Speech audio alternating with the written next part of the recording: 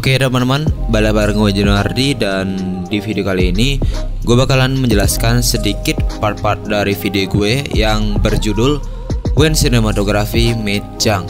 Jadi buat kalian yang belum nonton videonya, kalian bisa klik card di pojok kanan atas atau klik link yang ada di deskripsi biar penjelasan gue nyambung. Oke, langsung aja kita opening dulu.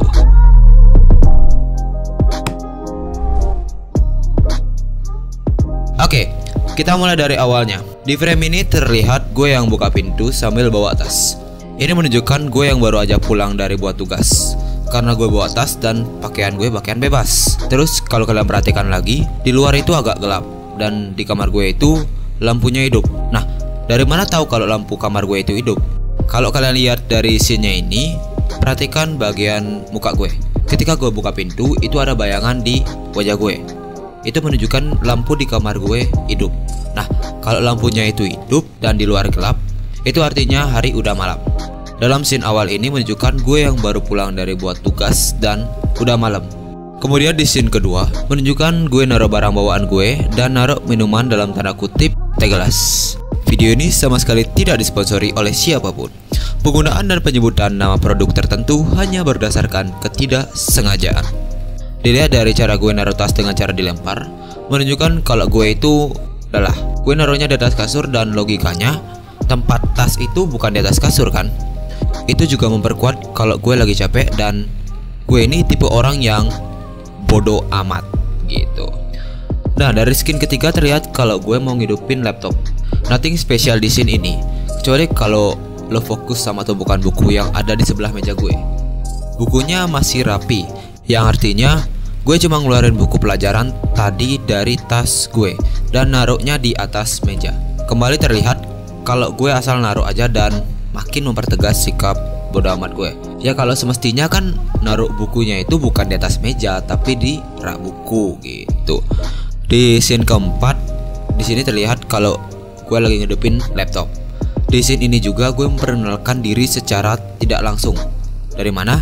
Nah, coba kalian perhatikan ketika loadingnya selesai, di sana muncul gambar dan nama gua gitu. Kemudian di scene kelima, ini menggambarkan anak muda zaman now. Ya, kalau bosan nganggur pasti larinya ke dunia online, nggak ke game online, nggak ke sosial media. Nah, contoh kali ini yaitu YouTube. For your information, tidak ada maksud tertentu kenapa gue milih lagu itu. Selanjutnya menunjukkan kalau ada chat yang masuk ke HP gue, makanya layar HP gue itu hidup. Nah, pada scene ini terlihat percakapan antara gue dan teman-teman gue dalam satu grup. Nah, di sini gue juga memperkenalkan inti dari video ini, yaitu musik perkusi. Selain itu gue juga memperkenalkan anggota dari kelompok gue. Dari mana? Lihat aja di chatnya, ada nama dan foto kan? Be smart and simple. Di sini gue juga menunjukkan banyak banget tipe-tipe teman waktu bahas sesuatu di grup. Ada yang biasanya selalu jadi pengingat, tapi dia sendiri belum buat. Ada juga yang masuk, tapi nggak pernah peduli sama tugas. Terus ada yang serba tahu. Biasanya yang tipe-tipe gini itu jadi narasumber kalau ada tugas-tugas. Kalau di bahasa Inggris kan itu information center. Terus ada tipe-tipe pelupa yang selalu nanya kapan deadline tugas itu dikumpul. Terus ada juga teman yang sangat menjunjung tinggi musyawarah mufakat. Pokoknya kumpul aja dulu, nanti kita bahas bersama. Ya, ada last but not least, pasti ada teman yang rumahnya itu selalu jadi base camp waktu kumpul-kumpul. Biasanya teman-teman dengan keahlian seperti ini, rumahnya itu gudang jajan gitu. Nah, satu lagi, ada juga tipe orang-orang yang hobinya cuma menyimak, namun tak pernah memberikan respon. Oke, lanjut. Di sini gue terlihat memikirkan sesuatu. Mungkin cewek cantik pas di jalan tadi, atau alasan kenapa gue lost track di salah satu game.